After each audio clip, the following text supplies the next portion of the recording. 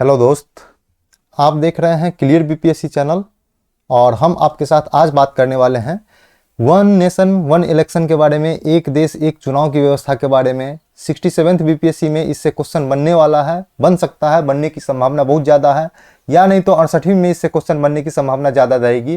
क्योंकि आपको पता होना चाहिए कि हम लोग जब बात करते हैं बीपीएससी के जीएस पेपर 2 की, तो वहाँ पे दलीय राजनीति से क्वेश्चन बराबर बैक टू बैक पूछा जा रहा है।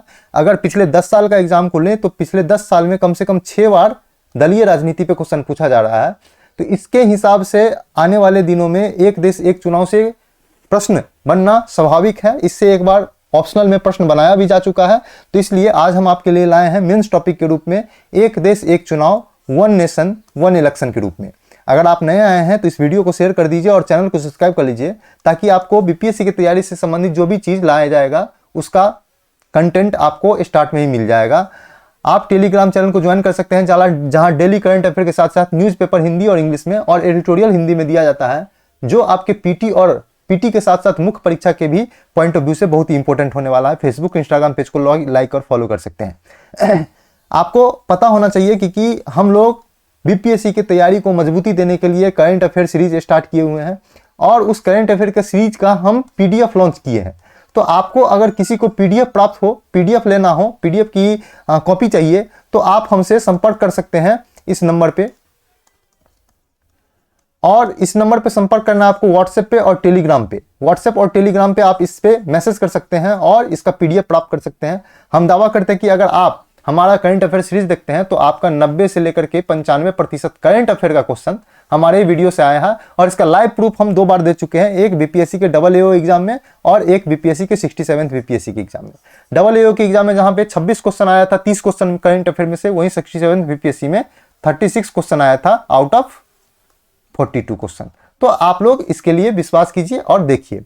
चलते हैं हम एक देश एक चुनाव के बारे में, देखते हैं क्या टॉपिक है। तो चर्चा में क्यों है इसकी बात पहले करते हैं। तो चर्चा में है क्या कि जो मुख्य चुनाव आयुक्त हैं, मुख्य चुनाव आयुक्त आप लोग देख लेंगे, समय समय पर बदलता रहता है। तो मुख्य चुनाव आयुक्त जो है उनके द्वारा कहा गया है कि भारत का चुनाव आयोग एक देश एक चुनाव, देश में एक साथ चुनाव करने के कहने का मतलब है, देश में एक साथ चुनाव कहने का मतलब है एमपी का और एमएलए का। कहने का मतलब है जो सांसद होता है और विधानसभा सदस्य होता है एमएलए, उसका एक साथ चुनाव का प्रबंधन करने के लिए तैयार है। और इस महत्वपूर्ण मुद्दे पर अंतिम निर्णय संसद को लेना है, क्योंकि एक देश एक चुनाव कराने में बहुत सारी संविधान में संशोधन करना पड़ेगा, बहुत सारा प्रस्ताव लाना पड़ेगा, बहुत सारे बदलाव करने पड़ेंगे। तो इसके लिए चुनाव आयोग तो तैयार है, लेकिन अंतिम निर्णय किसको लेना है? तो संसद को लेना है। तो क्या होगा, इसका पृष्ठभूमि क्या होगा, इससे लाभ क्या होगा, इससे हानियां क्या होगी और इसका जो लागू करने में समस्या क्या क्या है, सभी बातों पर चर्चा करेंगे। तो सबसे पहले देखते हैं कि एक देश एक चुनाव का मतलब क्या है। तो देश में वर्तमान में जो चुनाव प्रणाली है उसमें लोकसभा और विधानसभा के लिए 5 साल के लिए अंतराल पर अलग अलग चुनाव होते हैं सभी राज्यों में, और प्रधानमंत्री का चुनाव। यानी जब लोकसभा और विधानसभा का कार्यकाल समाप्त होता है, उनमें से किसी को समय से पहले भी भंग किया सकता है। तो कहने का मतलब है कि अभी जो है एमपी और एमएलए, प्रधानमंत्री और मुख्यमंत्री का चुनाव होता है, वो अलग अलग होता है। राज्य विधानसभाओं के कार्यकाल के लिए आवश्यक नहीं है कि वह लोकसभा और अन्य विधानसभा के कार्यकाल को समाप्त करने के एक साथ ही समाप्त हो। कहने का मतलब है कि अगर एक देश एक चुनाव का लागू होता है तो इसका बात हम आगे देखेंगे, लेकिन अभी यह है कि जो एमपी, प्रधानमंत्री और एमएलए, मुख्यमंत्री का चुनाव जो होता है उसमें एक साथ दोनों का जो है कार्य अवधि समाप्त हो जाए, ये तो जरूरी नहीं है। हो सकता है कि लोकसभा भंग हो जाए समय से पहले अविश्वास प्रस्ताव के कारण, या हो सकता है कि अविश्वास प्रस्ताव के कारण विधानसभा भंग हो जाए, या नहीं तो मुख्यमंत्री मंत्रिमंडल का इस्तीफा हो जाए, कुछ के भी कारण भंग किया जा सकता है। तो यह एक देश चुनाव, इस कारण से चुनाव चुनाव कराने का कार्य जो है लगभग साल भर चलता रहता है, क्योंकि आपको पता होगा 5 साल पर एमपी का जो प्रधानमंत्री का चुनाव होता है, और प्रत्येक वर्ष जो है कम से कम 2 बार सभी राज्यों में या कुछ राज्यों में चुनाव होता रहता है। तो इसलिए साल भर चुनाव लगा रहता है। एक देश एक चुनाव प्रणाली का प्रस्ताव प्रत्येक 5 साल के अंतराल में सभी विधानसभा और लोकसभा को चुनाव एक साथ कराए जाने का एक विचार है कि एक देश एक चुनाव, सभी एमपी एमएलए का चुनाव एक साथ करवाया जाएगा सभी राज्यों में, विधानसभा और लोकसभा का चुनाव। इसका अर्थ होगा कि मतदान एक ही दिन में होगा और में एक ही दिन में आपको एमपी प्रधानमंत्री के लिए भी वोट गिराना पड़ेगा अपने एमपी के लिए, और एमएलए के लिए भी वोट दिलाना पड़ेगा धीरे धीरे अलग अलग केबिनों में जाकर के। तो यह है इसका एक देश एक चुनाव का पृष्ठभूमि। अब आगे हम लोग देखते हैं कि एक देश एक चुनाव लागू होने से या होने से क्या क्या लाभ होंगे। तो सबसे पहला है, एक देश एक चुनाव अगर लागू होता है तो चुनाव की जो लागत है उसमें बहुत कमी आएगी। आपको पता होना चाहिए कि विश्व में सबसे महंगा अगर चुनाव होता है तो भारत का एमपी का चुनाव होता है, प्रधानमंत्री पीएम का जो चुनाव होता है उसमें जो पूरे देश में होता है, जो लोकसभा का चुनाव वो होता है विश्व में सबसे महंगी चुनाव। तो लाभ क्या होगा, चुनावी लागत में कमी आएगी।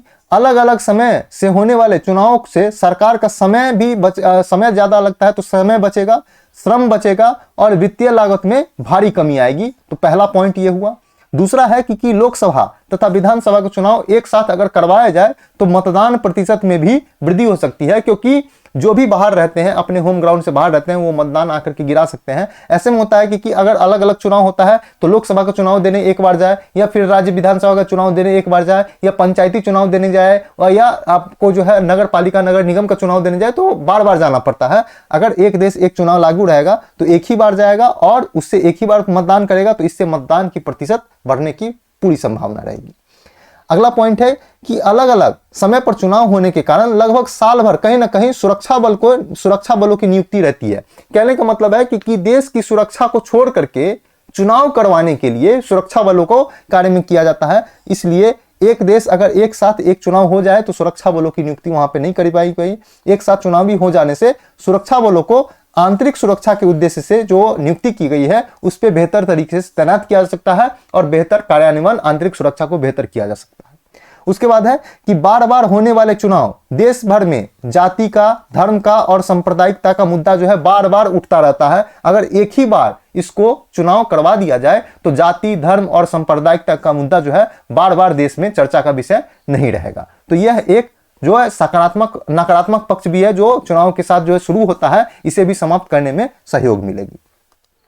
अगला है कि अलग अलग समय पर होने वाले विभिन्न चुनावों के कारण राजनीतिक दलों के दीर्घावधि कार्यक्रम में नीतियों का ध्यान केंद्रित रहने की जगह तत्कालीन चुनाव के लाभ के बारे में मजबूर हो जाते हैं। कहने का मतलब है कि चुनाव जब होते रहता है, जैसे लोकसभा का चुनाव हुआ तो लोकसभा के चुनाव कैसे हम जीतेंगे उस पर राजनीतिक दल का ध्यान हो जाता है। वो समाप्त होने के बाद कुछ ही दिनों के बाद राज्य विधानसभा का चुनाव होने लगता है तो उसका ध्यान रहता है कि कैसे हम विधानसभा का चुनाव जीते, उसके बाद फिर दूसरे राज्य में है। तो ऐसे उसका जो मेन नीतियां होती है, राजनीतिक दल की जो मेन नीति होती है, एक दबाव समूह के रूप में काम करता है, उससे ध्यान हट जाता है। और ध्यान हटकर कहां पे लग जाता है, तो चुनाव पे। तो चुनाव पे ध्यान हट जाता है। तो इसके कारण से ये चुनाव अगर एक साथ एक चुनाव होता है तो इस पे भी अपने पार्टी के जो संविधान है, पार्टी का जो उद्देश्य है उस पे फोकस कर पाएगा। अगला है कि चुनावी प्रक्रिया में बड़ी संख्या में शिक्षकों की नियुक्ति की जाती है चुनाव करवाने के लिए। तो उसके कारण जो है आवश्यक सेवा जैसे शिक्षा है उस पर बाधा डलता है, उस पर बाधा आ जाता है। तो इसलिए अगर एक साथ चुनाव हो जाए तो शिक्षकों की नियुक्ति एक बार हो जाएगी चुनाव करवाने में, और उसके बाद शिक्षक 5 साल तक आराम से अपनी शिक्षा का सेवा स्कूलों में दे पाएंगे। जो सरकारी शिक्षक होते हैं तो उनका पूरा जो काम होता है वो शिक्षक के रूप में वो दे पाएंगे। इसके अगला पॉइंट है कि जब एक देश एक साथ चुनाव होगा तो चुनाव में होने वाला खर्च भी कम हो जाएगा, और जिससे चुनाव अभियान के दौरान छोटे दलों को भी बड़े दलों के साथ समान अवसर उपलब्ध होंगे।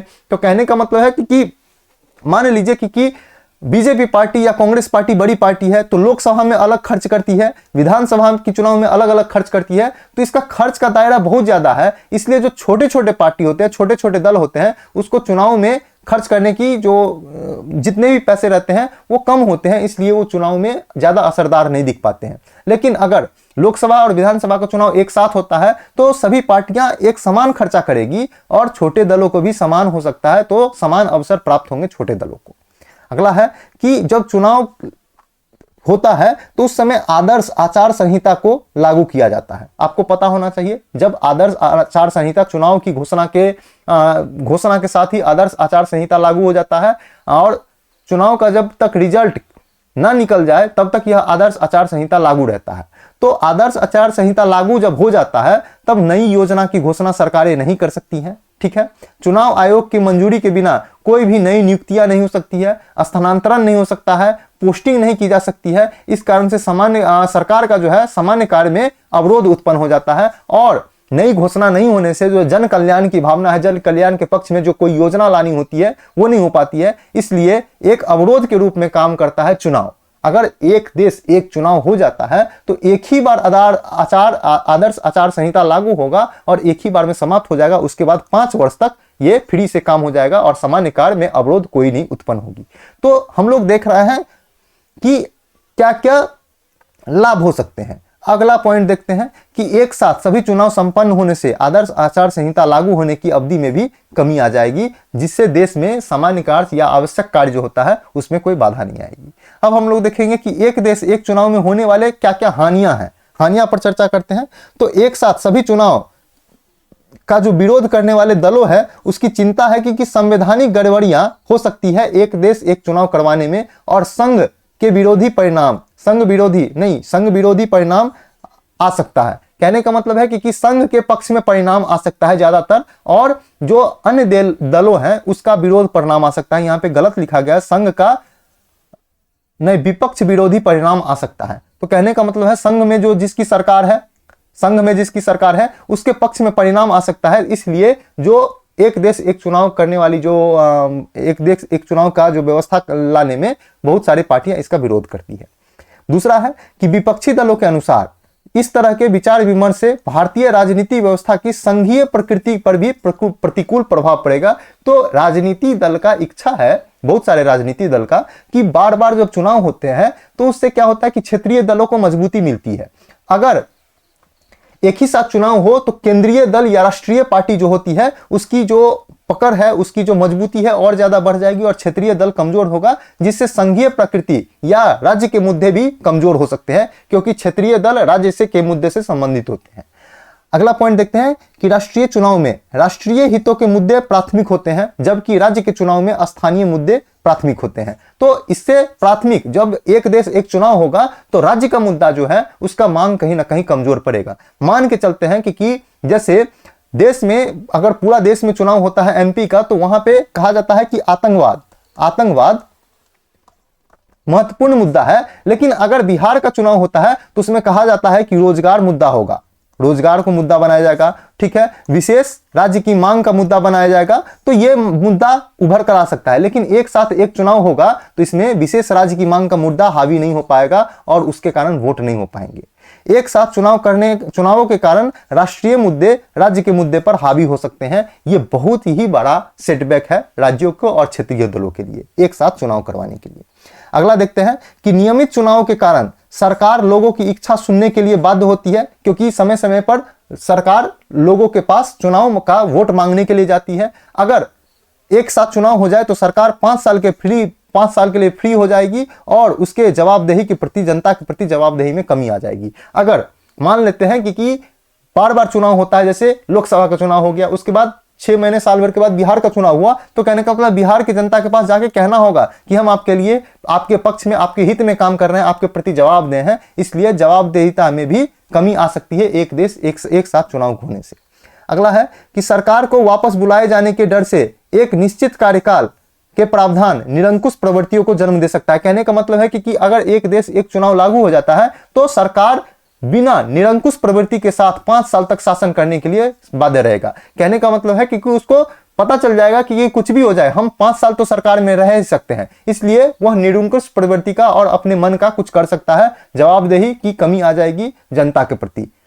ठीक है, अगला पॉइंट देखते हैं कि एक देश एक चुनाव के लिए जो चुनावी प्रणाली में है उससे संशोधित करने का अर्थ है लोगों के लोकतांत्रिक इच्छा को व्यक्त करने के लिए शक्ति के साथ छेड़छाड़ करना। कहने का मतलब है एक देश एक चुनाव लागू करना है आपको, तो संविधान में आपको संशोधन करना पड़ेगा, और संशोधन करने का मतलब है कि लोकतांत्रिक इच्छा का साथ छेड़छाड़ करना। ठीक है, अगला पॉइंट देखते हैं हम लोग कि लोकतंत्र एक साथ सभी चुनाव करना बहुत ही चुनौतीपूर्ण कार्य होगा। पहली बार तो लोकसभा और संबंधित राज्य को विधानसभा के कार्यकाल को संशोधित करके सभी का चुनाव एक साथ संपन्न कराए जा सकते हैं, लेकिन ऐसी स्थिति लंबे समय तक बनाए रखना चुनौतीपूर्ण होगा, क्योंकि जैसे ही कोई सरकार अपनी विधानसभा में विश्वास खो देती है तो यह व्यवस्था फिर से अस्त व्यस्त हो जाएगी। कहने का मतलब है कि एक साथ एमपी लोकसभा एमपी हटा देते हैं, एक साथ हम लोकसभा या विधानसभा का चुनाव कराते हैं, लेकिन किसी का सरकार गिर जाता है या किसी का सरकार का किसी शासनकाल भंग हो जाता है या खत्म हो जाता है, तो कहने का मतलब है कि फिर से दोबारा चुनाव कराने का जो व्यवस्था आ जाएगा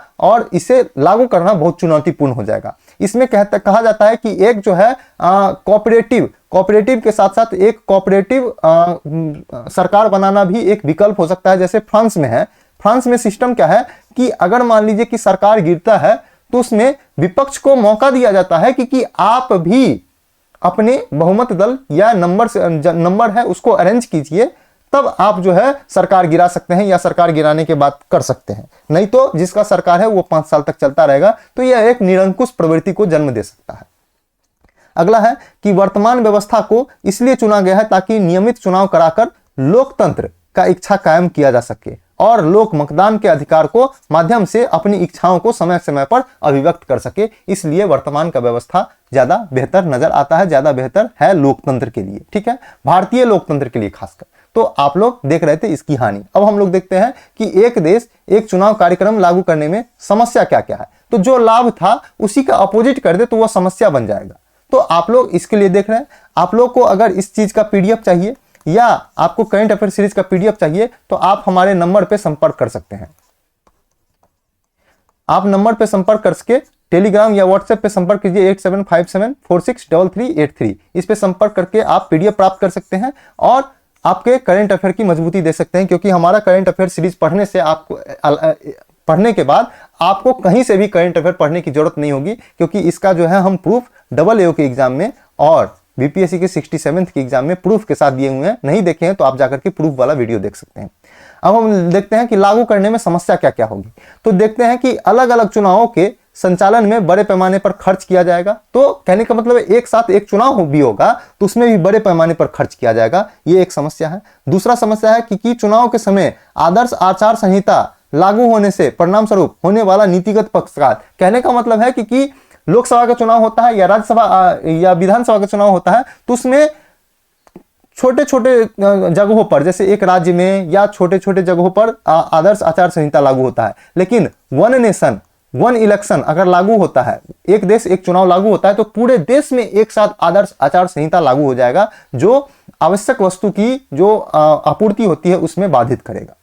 दूसरा है आवश्यक सेवाओं के वितरण पर भी प्रभाव पड़ेगा, क्योंकि उसमें सभी जो तंत्र होते हैं सरकार के वो चुनाव कार्य के लिए लग जाते हैं, तो इसलिए आवश्यक सेवाओं के वितरण का भी प्रभाव हो सकता है, प्रभाव पड़ सकता है। उसके बाद देखते हैं कि चुनाव में तैनात होने वाली महत्वपूर्ण शक्तियों पर बोझ पड़ेगा, जैसे चुनाव निर्वाचन आयोग पर बोझ पड़ेगा, सेना पर बोझ पड़ेगा, टीचर पे बोझ पड़ेगा, निर्वाचन का जो कर्मचारी है उस पर बोझ पड़ेगा, तो इस पे बोझ पड़ सकता है। अगला देखते हैं कि बार बार होने वाले चुनाव नीति निर्धारण और शासन व्यवस्था को भी प्रभावित करते हैं, क्योंकि सरकार अल्पकालिक सोच में फंस जाती है। कहने का मतलब है कि बार बार चुनाव होता है तो इसके कारण जो है लोग चुनाव के बारे में सोचते हैं और अल्पकालिक सोच के साथ चलते हैं, तो इसलिए नीति निर्धारण और शासन व्यवस्था को भी प्रभावित किया जाता है। अगर एक साथ चुनाव होगा तो आपको बड़े लंबे सोचना पड़ेगा, 5 वर्ष के लिए सोचना पड़ेगा, इसलिए यह भी एक समस्या है। आगे देखते हैं कि यह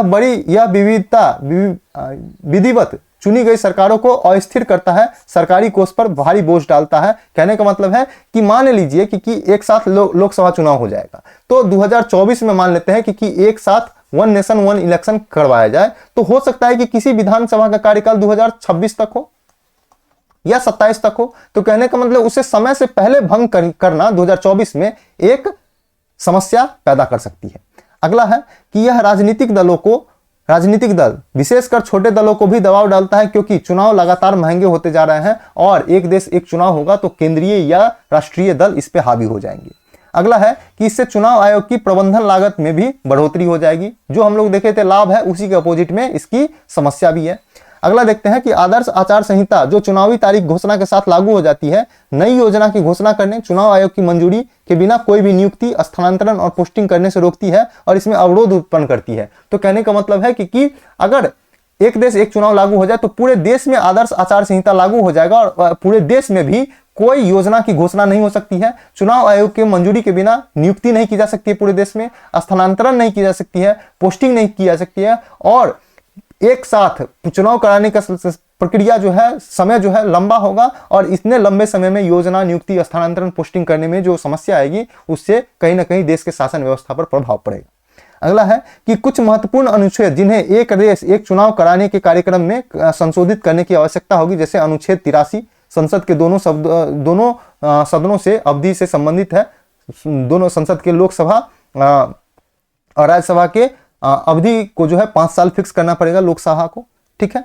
अगला देखते हैं कि अनुच्छेद 85 जो है राष्ट्रपति तथा लोकसभा के विघटन से संबंधित है, विघटन का संबंधित जो है मामला जो है प्रस्ताव उसको बदलना पड़ेगा। अनुच्छेद 172 में राज्य विधानसभाओं की अवधि को भी एक संशोधन के माध्यम से 5 वर्ष के अनुसार कुछ वैकल्पिक व्यवस्था लेकर आना पड़ेगा।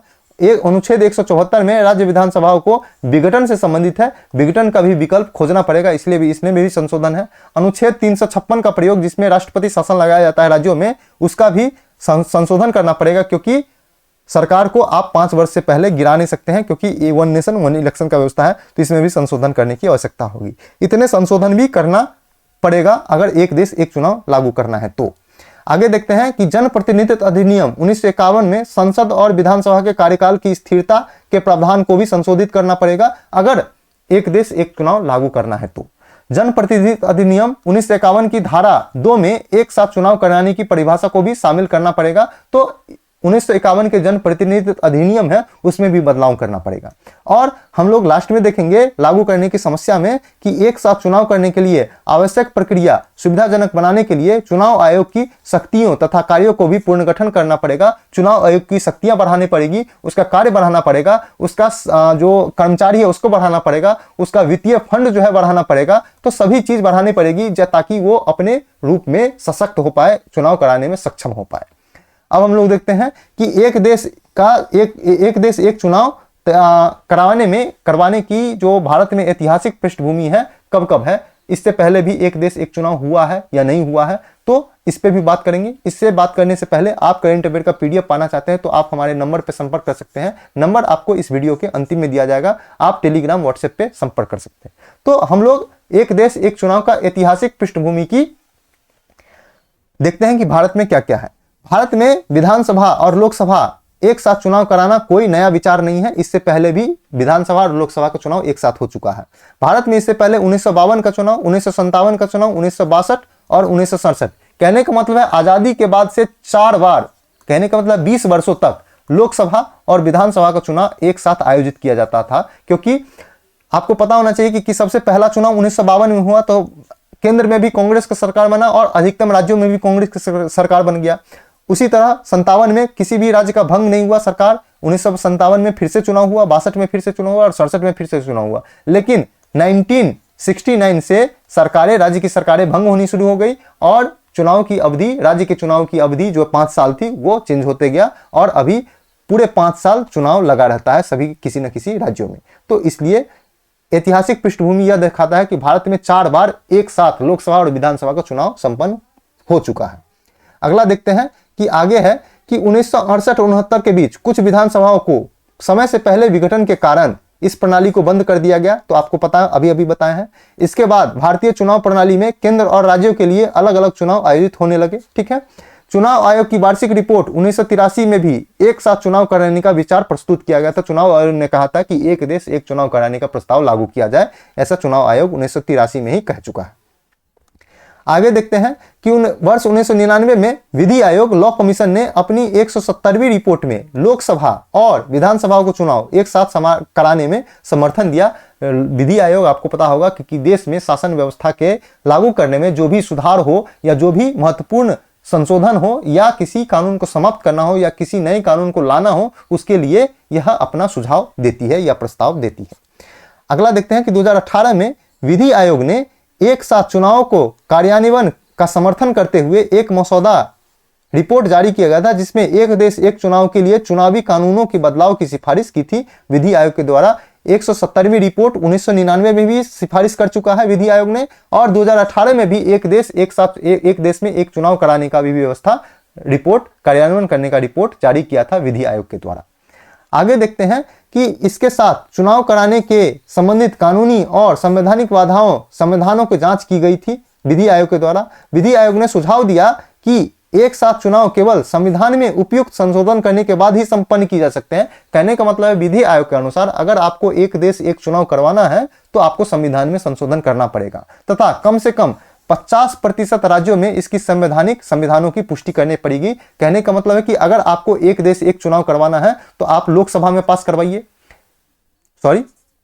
आप उस बिल को या संविधान जितने भी संशोधन है उसको लोकसभा में पास करवाइए। इसके बाद आप राज्यसभा में प्रस्ताव पास करवाइए, फिर आप प्रेसिडेंट की हस्ताक्षर करवाइए, और कम से कम 50% राज्यों की भी अनुमति चाहिए। तो कहने का मतलब 28 राज्यों में कम से कम 15+ राज्यों की भी अनुमति इस पे चाहिए। राज्य विधानसभा भी इस प्रस्ताव को मंजूरी दे तब यह लागू किया जा सकता है विधि आयोग के अनुसार। ठीक है, तो आप लोग को पता होना चाहिए मेंस का पूरा फुल फ्लेज हम टॉपिक कवर कर रहे हैं इस टॉपिक के साथ। आगे देखते हैं कि अब आगे की राह क्या हो सकती है। क्योंकि एक साथ चुनाव का मुद्दा संविधान के संघीय ढांचे से संबंधित है, इसलिए क्षेत्रीय दलों को चिंता को दूर करने के लिए इस पर उचित रूप से चर्चा करना पड़ेगा, उस पर बहस करने की आवश्यकता है, और इस विचार को लागू करने में आसानी होगी अगर क्षेत्रीय दलों के साथ बातचीत मिला करके चला जाए तो। ठीक है, आगे देखते हैं कि यदि एक साथ चुनाव कराने से चुनाव कराने की अवधि कम हो जाती है तो राजनीतिक दलों के पास राष्ट्रीय मुद्दे को संबोधित करने और शासन बढ़ाने के लिए पर्याप्त समय होगा, तो राष्ट्रीय मुद्दे ज्यादा हावी रहेंगे, इसलिए भारत को वैश्विक स्तर पर पहचान मिल पाएगी। दूसरा है, अंतिम है कि विधि आयोग की सिफारिशों के अनुसार एक राष्ट्र एक चुनाव की अवधारणा को लागू करने का व्यवहार्यता जो है, क्योंकि यह प्रणाली भारत की आजादी के बाद पहले 2 दशक के दौरान भी अस्तित्व में रहती, तो विधि आयोग के अनुसार पिछले 4 लोकसभा चुनाव जो है उसके साथ विधानसभा चुनाव कराए गए थे, तो इसके कारण अभी भी इसको लागू किया जा सकता है। ठीक है, तो इसलिए विधि आयोग के अनुसार इसको लागू किया जाना चाहिए, इसको लाभों को देखते हुए। तो हम लोग चर्चा किए हैं एक देश एक चुनाव के लाभ पर, हानि पर। एक देश एक चुनाव क्या होता है, इसे लागू करने में समस्या, इसकी ऐतिहासिक पृष्ठभूमि, और आगे हम लोग क्या कर सकते हैं, इस सभी पर चर्चा किए हैं। आपका एक मेंस का टॉपिक तैयार हो गया है, आप लोग इसको नोट डाउन कर लें। अगर पीडीएफ चाहिए तो आप हमको मैसेज कीजिए। हमारे करंट अफेयर का वीडियो का पीडीएफ सीरीज पाने के लिए आप लोग करंट अफेयर का सीरीज पाते हैं तो आप 8757463383 नंबर पे आप टेलीग्राम या व्हाट्सएप पे मैसेज करके करंट अफेयर सीरीज का करंट अफेयर ले सकते हैं। जितने भी छात्र हमको मैसेज किए हैं सभी को धीरे धीरे डिलीवर होता जाएगा, तो आप लोग हमसे संपर्क कर सकते हैं टेलीग्राम और व्हाट्सएप पे। आज के लिए इतना ही था। देख रहे थे हम लोग क्लियर बीपीएससी। नए आए हैं तो वीडियो को शेयर करते हुए चैनल को सब्सक्राइब कर लीजिए, टेलीग्राम चैनल को ज्वाइन कर लीजिए, फेसबुक इंस्टाग्राम पेज को लाइक और फॉलो कर सकते हैं। तो आप लोग टेलीग्राम चैनल पे डेली करंट अफेयर के साथ न्यूज़पेपर हिंदी और इंग्लिश में साथ में एडिटोरियल दिया जाता है, जो मुख्य परीक्षा के साथ साथ आपको पीटी के लिए भी महत्वपूर्ण होगा। और यूट्यूब चैनल को अगर आप सब्सक्राइब करते हैं तो आपको जो बीपीएससी की तैयारी के लिए जो भी कंटेंट लाया जाता है आपको मिल जाएगा। आप हमसे जुड़े रहिए। आपका तैयारी करंट अफेयर सीरीज के साथ, हम बोलते हैं कि दावा करते हैं कि 90 से 95% करंट अफेयर का क्वेश्चन हमारे सीरीज से रहेंगे। इसका दावा हम लोग डबल एओ में और 67वीं बीपीएससी में करके दिखाएं, तो आप लोग जाकर के लाइव वीडियो भी देख सकते हैं इस दोनों का।